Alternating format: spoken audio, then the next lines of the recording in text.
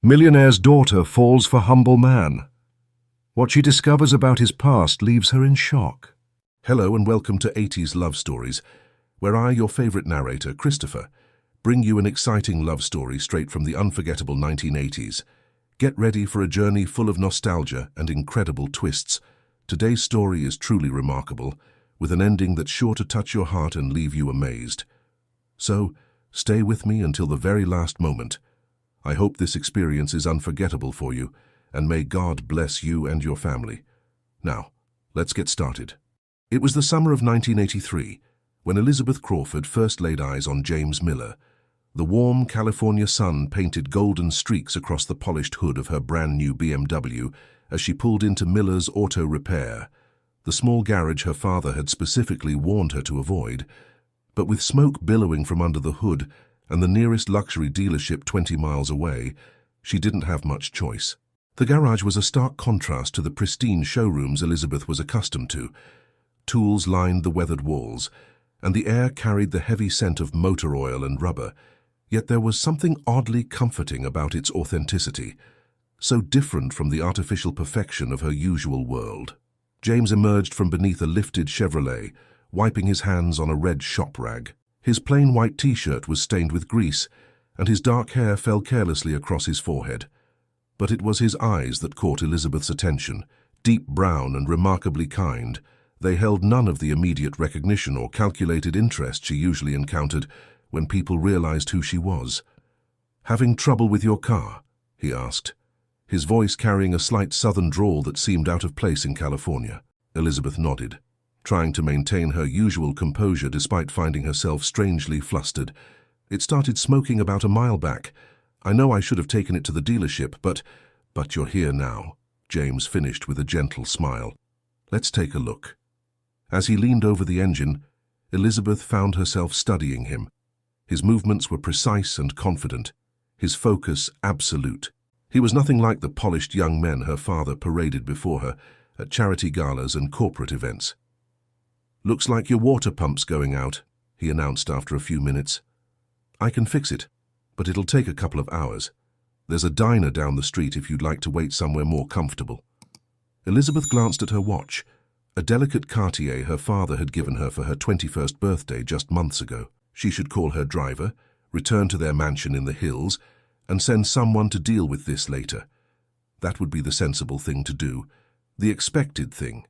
Instead, she heard herself say, "I think I'll stay, if that's all right. I'd like to learn more about cars, actually. My father always says a Crawford should understand every aspect of their investments." James raised an eyebrow, and for a moment, Elizabeth feared he would dismiss her interest as mere pretense. But then he smiled, a real smile that transformed his entire face. "Well then, Miss Crawford, let me teach you about water pumps." The next 2 hours passed in a blur of technical terms and careful explanations. James was patient, never condescending, and Elizabeth found herself genuinely fascinated, not just by the mechanics of her car, but by this man who seemed so completely at ease in his own skin, so confident in his expertise without any need to prove himself. As the sun began to set, casting long shadows through the open garage doors, James closed the hood of her BMW with a satisfying thunk. "Good as new," he declared, "though you might want to have it checked again in about a week, just to be safe." Elizabeth knew she should simply pay and leave, but something made her linger, watching as he wrote up the invoice with careful precision. "Do you own this place?" she asked. James shook his head. "Just the head mechanic. Old Mr. Peterson owns it, but he's semi-retired now. Comes in maybe once a week to do the books." "You seem young to be a head mechanic." 26, he confirmed. "Started working on cars when I was 14, back in Georgia. Never wanted to do anything else." There was something in his tone, a hint of a story untold, that piqued Elizabeth's curiosity. But before she could probe further, the shop phone rang. James excused himself to answer it, and Elizabeth found herself studying the photographs tacked to the office wall. Most were of cars in various stages of repair, but one caught her eye. A much younger James, in what appeared to be a military uniform, standing beside a helicopter. When he returned, Elizabeth was bursting with questions. But the moment had passed, and propriety reasserted itself. She paid the bill, careful not to reveal her surprise at how reasonable it was, and walked to her car. "Miss Crawford," James called as she opened the door. "Remember, 1 week for that checkup." Elizabeth smiled, knowing she would return long before then. "I'll remember, Mr. Miller." As she drove away, Elizabeth couldn't shake the feeling that something significant had just happened. She didn't know it then, but that chance encounter on a sweltering summer afternoon would set in motion events that would unravel secrets long buried and challenge everything she thought she knew about wealth, worth, and what truly matters in life. Elizabeth couldn't explain what drew her back to Miller's Auto Repair 3 days later. Her BMW purred perfectly, but she found herself pulling into the gravel lot during her lunch break. A box of donuts from the nearby diner balanced on her passenger seat. The garage was quieter today. Only the soft hum of a fan and the rhythmic tapping of a wrench against metal broke the silence. James was bent over a workbench, studying what appeared to be engineering diagrams spread across its surface. He looked up at the sound of her heels on concrete, surprise flickering across his features. "Miss Crawford, your car giving you trouble already?"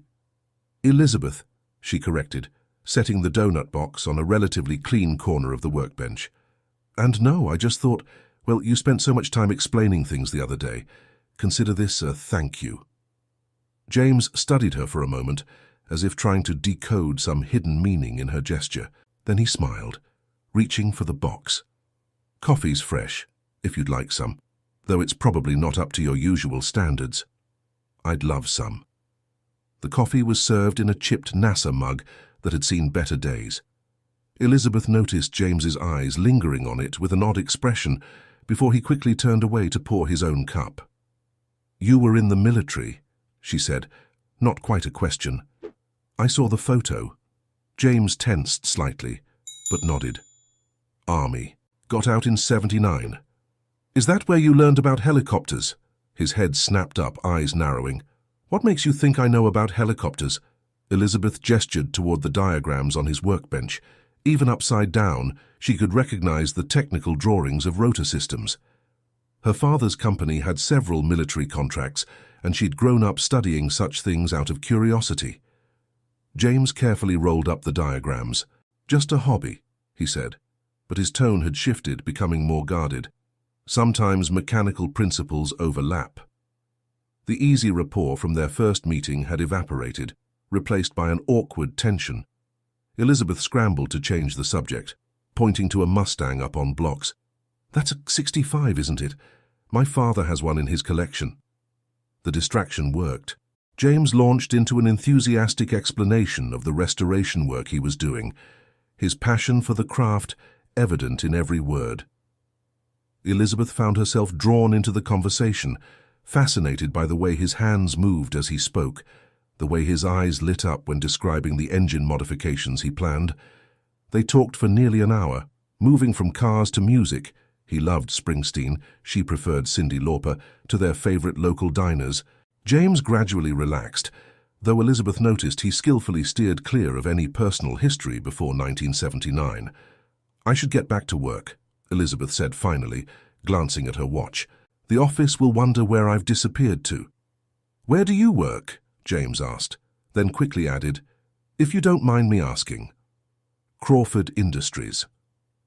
Elizabeth waited for the usual reaction, the sudden calculation, the subtle shift in behavior that came when people realized exactly who she was. But James just nodded, in the main office downtown. "Yes, my father thinks it's important that I learn the business from the ground up." "Smart man." Elizabeth smiled, relieved by his casual response. "He can be, though we don't always see eye to eye." As she turned to leave, James called after her. "Elizabeth?" She looked back to find him rubbing his neck, seemingly uncomfortable. "Look, there's a drive-in showing of American Graffiti this weekend. If you're interested. I mean, I know it's not exactly your usual scene, but I'd love to," Elizabeth interrupted, her heart suddenly racing. "Saturday, 7 o'clock. I can pick you up." "I'll meet you there," she said quickly, not ready to explain why having him pull up to the Crawford estate in his beat-up pickup truck might be complicated. "Save me some popcorn." That evening, As Elizabeth sat through a board meeting beside her father, her thoughts kept drifting to James. There was something about him, a depth, a mystery that drew her in. The military background he was reluctant to discuss, the engineering knowledge he tried to downplay, the way he treated her like a person rather than an heiress. She was so lost in thought that she almost missed her father's announcement, but the words, Peterson's Auto Repair, snapped her to attention. "The property will be demolished next month," Richard Crawford was saying, pointing to a map on the projection screen.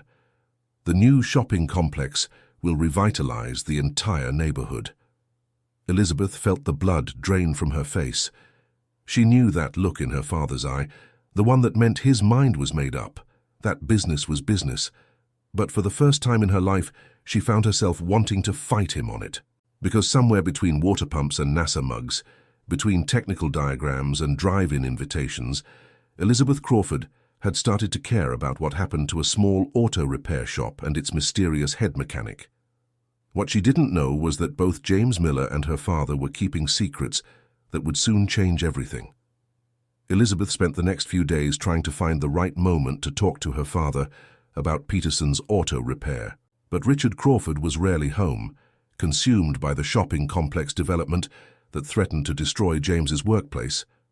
Saturday evening found her at the drive-in, settled into the passenger seat of James's 1957 Chevy, a restoration project he'd completed himself. The car gleamed under the setting sun, its red paint immaculate. "This is incredible," Elizabeth said, running her hand along the pristine dashboard. "Tell us, how long did it take you?" 3 years, James replied, adjusting the speaker hanging from his window. "Started it when I first moved here." Elizabeth noticed his correction, but didn't press.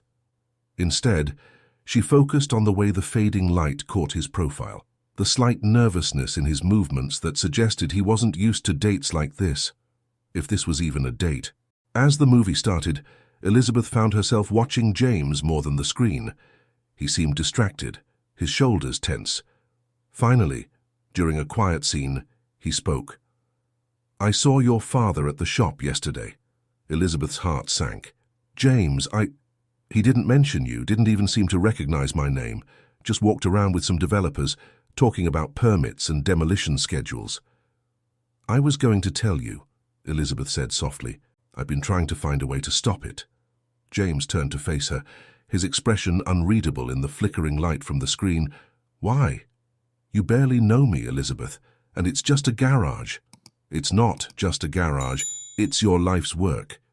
And Mr. Peterson's retirement, and your employees' jobs and—" She stopped, realizing she was rambling. "I know what it's like to have someone else control your future." James was quiet for a long moment. Then he reached into the back seat and pulled out a folder. "There's something you should know." Inside were newspaper clippings, official documents, and photographs. Elizabeth's eyes widened as she read.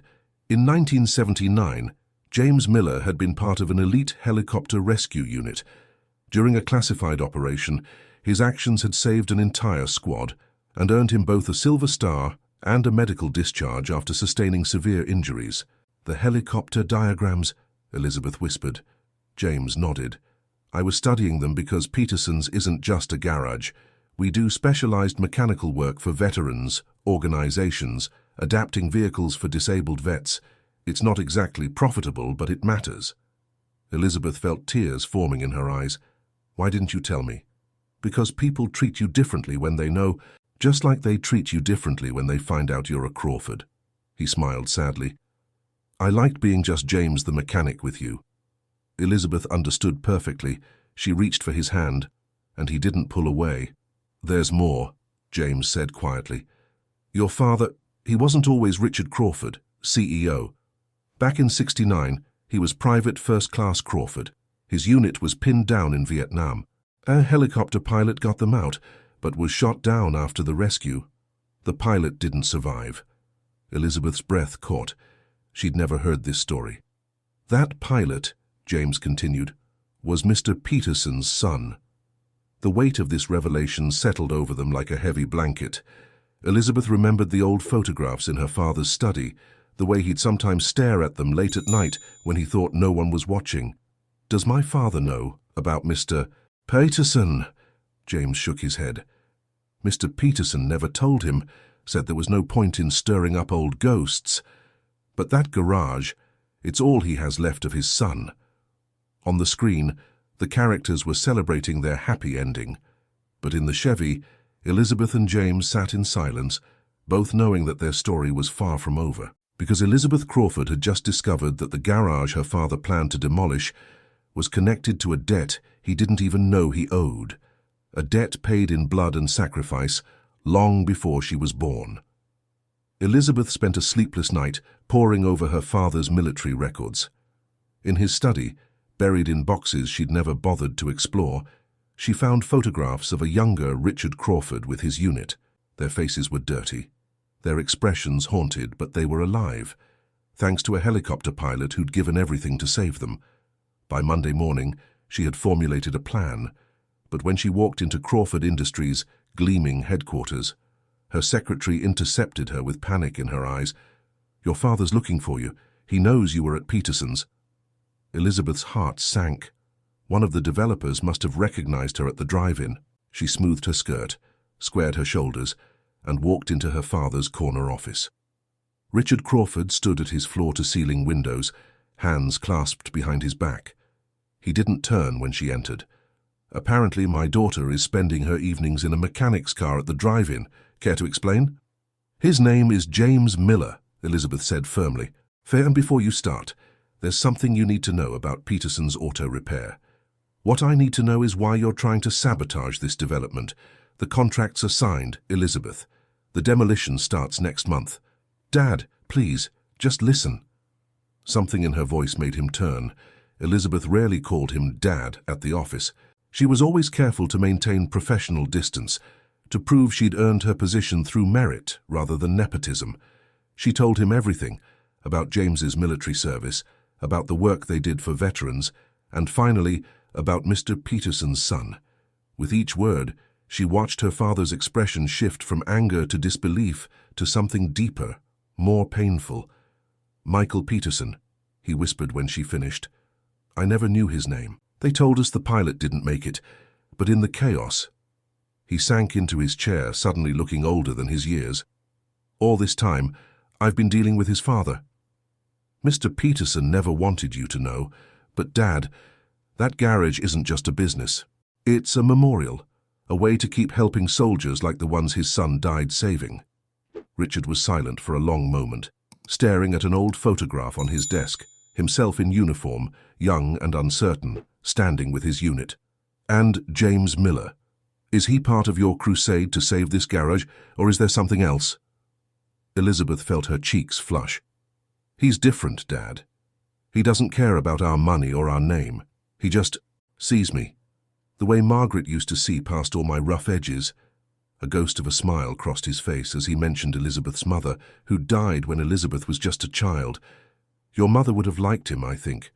She always said there was more to people than their circumstances." He stood abruptly, straightening his tie. "Set up a meeting with Peterson and Miller, tomorrow morning, and Elizabeth." He paused at the door. "Next time, you don't have to meet your date at the drive-in. He can pick you up at the house." The meeting the next day was tense at first.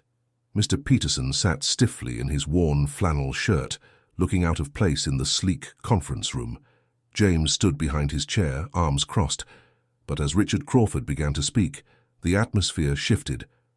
37 men came home from that mission," Richard said quietly. "They 37 men had children, built lives, because your son refused to leave us behind. I've spent years trying to repay that debt, never knowing the one person I owed it to was right here in my own city." Mr. Peterson's eyes glistened. Michael would have done it again. He always said every soldier deserved to come home. "Then help me make this right. Instead of demolishing the garage, I want to expand it. Create a proper veterans and service center, with state-of-the-art facilities for vehicle modifications. Keep the auto repair business, but grow the program you've built. The shopping complex can be relocated." Elizabeth watched James's expression change from skepticism to cautious hope. But it was Mr. Peterson who spoke first. "Michael's name," he said. "It should be on the building." The Michael Peterson Veterans Transportation Center, Richard agreed. With James Miller as head of operations, if he's willing. James straightened. Sir, I don't have the business experience. But you have the heart for it, Elizabeth interrupted, and I happen to know someone with a business degree who'd be happy to help with the administrative side. Their eyes met across the conference table, and Elizabeth saw her future shifting, realigning into something unexpected but right. Her father cleared his throat. Well, that's settled then. Miller, walk me through your current operations. Elizabeth, get legal working on the new contracts, and someone get Mr. Peterson some decent coffee. This corporate stuff is terrible. As the tension dissolved into productive discussion, Elizabeth watched 3 generations of military service, her father, Mr. Peterson, and James, begin to heal old wounds and build something new. The garage that had brought her and James together would become a bridge between past and future, between duty and love, between sacrifice and redemption. But even as plans were made and dreams took shape, Elizabeth couldn't shake the feeling that there was still more to James's story, something in the way he studied the helicopter diagrams, something in his reluctance to discuss his own service. The mystery that had first drawn her to him still lingered, waiting to be unraveled. Lieutenant Colonel Sarah Marshall's presence in the small office changed everything. She sat ramrod straight in her chair, her bearing every inch the career military officer, but her eyes held a warmth when she looked at James that reminded Elizabeth of her brother. I've been following your work here, Sarah said, gesturing to the construction visible through the window. The Veterans Center, the vehicle modifications. It's impressive. How did you find me? James asked, still standing by the window as if ready to flee. I never lost track of you, James. David. She paused, collecting herself. David made me promise to look out for you if anything happened to him. He knew how you'd take it. James flinched. Sarah, I'm so sorry. I should have... Stop! Sarah's voice cracked with command. I'm not here about Desert One, at least not directly. She pulled a file from her briefcase, laying it on the desk. I'm here because we need your help. Elizabeth watched as James reluctantly approached the desk, his shoulders tense. The file contained photographs of a helicopter, a special operations variant that looked somehow familiar. That's David's design, James breathed, studying the images. The modified rotor system he was working on before... Sarah nodded. His last project, the military finally approved development, but we're having problems with the prototype. The engineering team can't figure out why it's not performing to specs. You're the only other person who understood how David's mind worked when it came to helicopters. I haven't touched a helicopter in years, James protested. I'm not qualified. You're the most qualified person alive, Sarah interrupted. The diagrams I've seen you studying, they're David's original sketches. You've been trying to finish his work, haven't you? Elizabeth remembered the engineering drawings she'd spotted that first day, James's defensiveness when she'd mentioned them. All this time he'd been carrying not just guilt, but his friend's dream. The modifications could save lives, Sarah continued. Better maneuverability in poor conditions, increased stability during rescue operations. Everything David wanted to prevent what happened that night. James sank into his chair, running a hand through his hair. I can't go back there, Sarah. I can't get in a helicopter again. I'm not asking you to fly, just look at the designs, consult with the engineering team. Help us understand what David was trying to achieve. Elizabeth moved to stand behind James's chair, her hands resting lightly on his shoulders. She felt the tension in his muscles, the way he unconsciously leaned back into her support. James, she said softly, remember what you told me about the garage, about helping veterans? This is another way to do that, to honor David's memory. The center will be fine, Elizabeth assured him. Dad and I can handle things here while you're gone. This is important. James was quiet for a long moment, his fingers tracing the rotor design in the photographs. Finally, he looked up at Sarah. How long? 2 weeks at Andrews Air Force Base, the prototype's there, along with all of David's original notes. I'll need to review everything first, and I won't make any promises about getting in the air. Sarah smiled, a real smile that transformed her face, making her look startlingly like her brother in the old photograph. That's all I'm asking. After Sarah left, James and Elizabeth sat in silence as evening shadows crept across the office. Finally, James spoke. "Come with me." Elizabeth blinked in surprise. "To Andrews. I can't do this alone." He turned to face her, his expression vulnerable in a way she'd never seen before. "I know it's asking a lot. You have responsibilities here, and your father." "Will understand," Elizabeth finished. "Besides, someone needs to make sure you don't spend all your time buried in technical manuals." James smiled, but it faded quickly. "Elizabeth, before you decide, there's something else you should know about Desert One. Something I've never told anyone." He pulled another photograph from his desk, this one creased and worn, as if it had been handled many times. It showed a different helicopter, its side torn open by what looked like an explosion. "This was my bird," James said quietly. "The one I crashed trying to reach David. We were carrying wounded soldiers. The sandstorm was getting worse. Visibility 0. I had a choice. Keep searching for David or get my passengers to safety." Elizabeth's heart clenched as she understood. "You chose to save the wounded." James nodded, his voice rough. "David would have made the same call. He always said the mission comes first, but I've spent years wondering if I'd just tried a little longer, searched a little harder." "How many men were on your helicopter?" 8. All survived the crash landing. 8 men who got to go home to their families because of you." Elizabeth took the photograph from his hands, replacing it with her own. "James, you didn't fail David that night. You lived up to everything he believed in. And now you have a chance to finish what he started." James looked at their joined hands, then up at her face. "Why do you have so much faith in me?" "Because I see you," Elizabeth said simply. "All of you. The mechanic and the hero. The guilt and the courage. The man who's afraid to fly and the man who's never stopped trying to help others land safely. And I love every part." The word hung between them, finally spoken without qualification or fear. James's grip on her hands tightened. 2 weeks at Andrews," he said softly. "It won't be glamorous. Lots of long hours in hangars and engineering labs." "Sounds perfect," Elizabeth smiled. "Besides, I've always wanted to see how the other half lives." "The other half?" "You know, the non-millionaire half. I hear they have these fascinating things called diners and laundromats." James laughed, a real laugh that chased some of the shadows from his eyes. "I'll give you the full tour." As they locked up the office that night, Elizabeth watched James pause to touch the silver star on his workbench, then carefully roll up the helicopter diagrams he'd been studying all these years. Tomorrow, they would face the ghosts of Desert One together.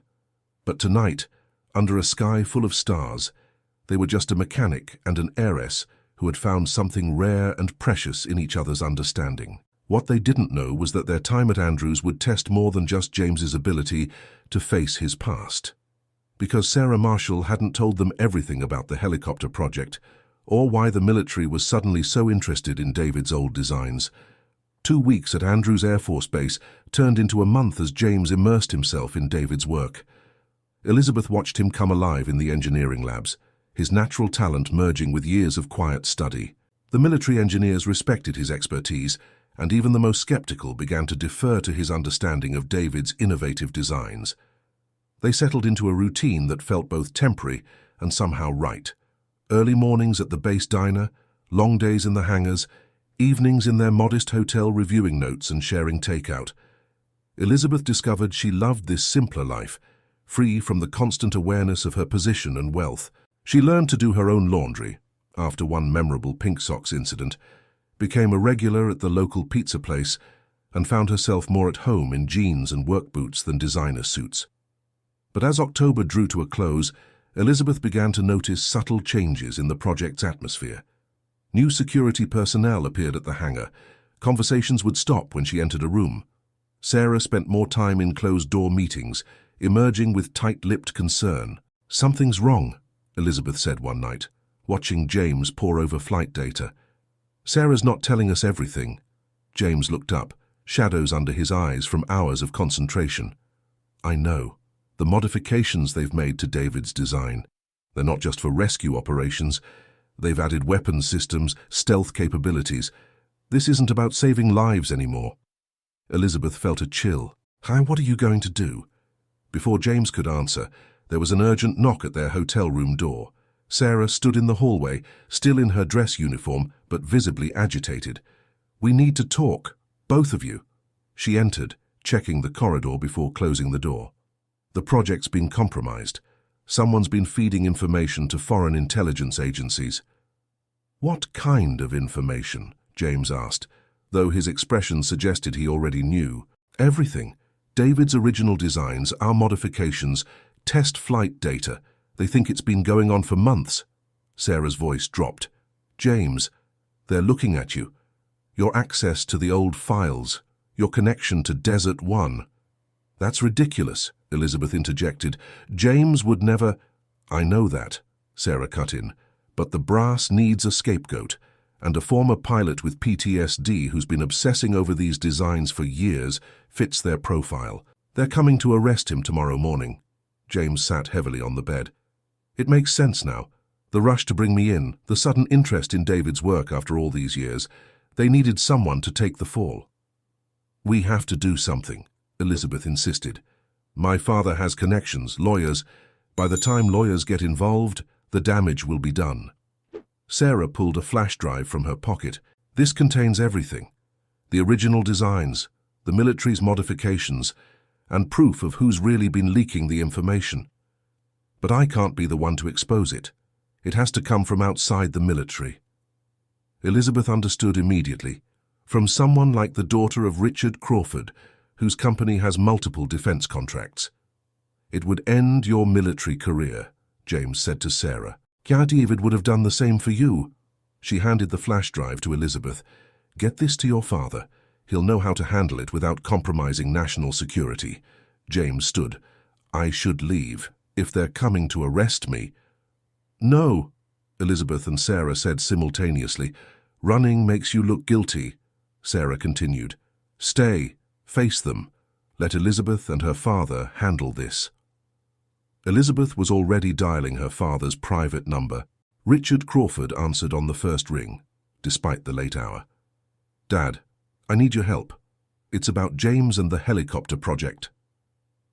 The next few hours passed in a blur of phone calls and urgent arrangements. Richard Crawford activated his network of contacts, while Elizabeth worked with his legal team to prepare a strategy.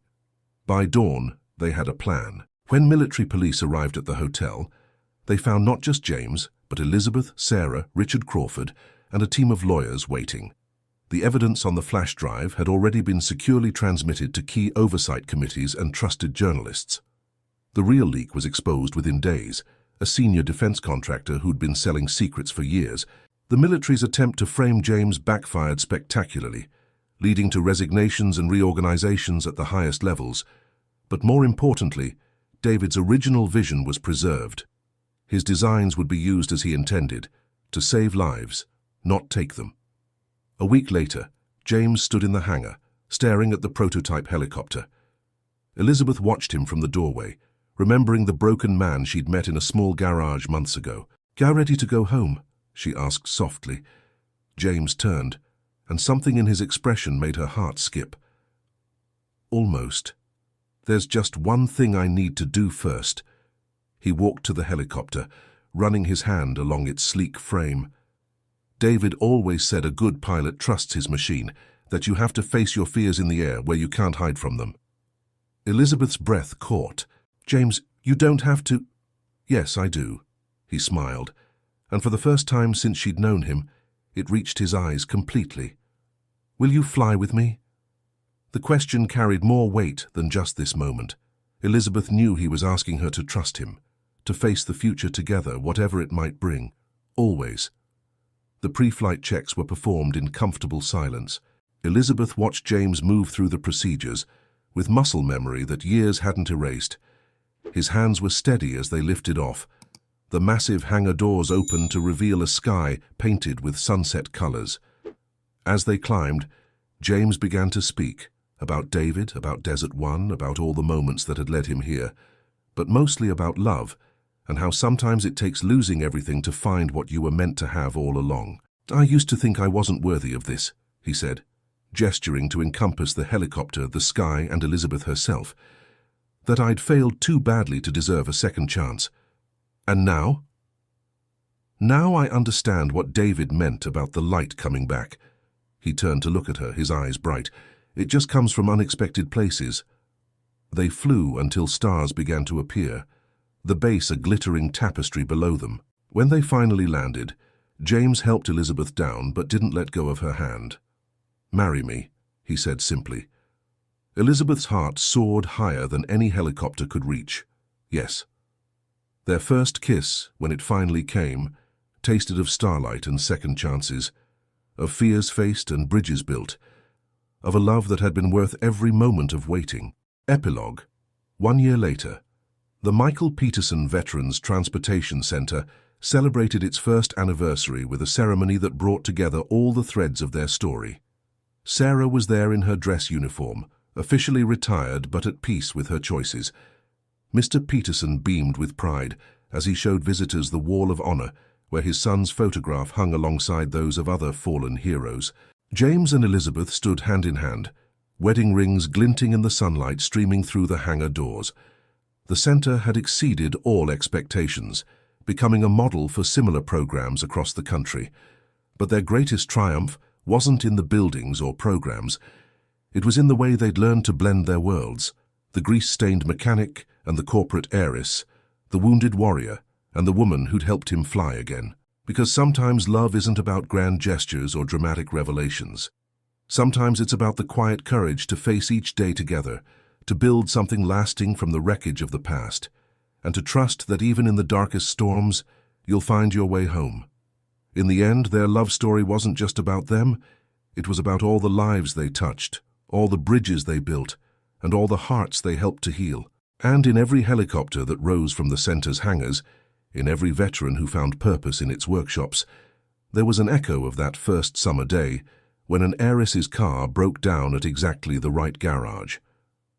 As the sun set on the anniversary celebration, James pulled Elizabeth close and whispered, "Ready for another flight?" Elizabeth smiled, remembering that first kiss under the stars. "With you, always." Because sometimes the greatest journeys aren't the ones that take us into the sky, but the ones that lead us home to the hearts we were meant to find all along. Thank you for watching today's story. What did you think? I'd love to hear your thoughts in the comments below. If you enjoyed it, don't forget to give it a big thumbs up, share it with your friends, and subscribe to the channel to relive the magic of the 80s every day with our heartfelt stories. May God bless you and your family, and don't forget to click on the video popping up on the screen right now. It's another totally rad story you won't want to miss. See you in the next video, and stay awesome.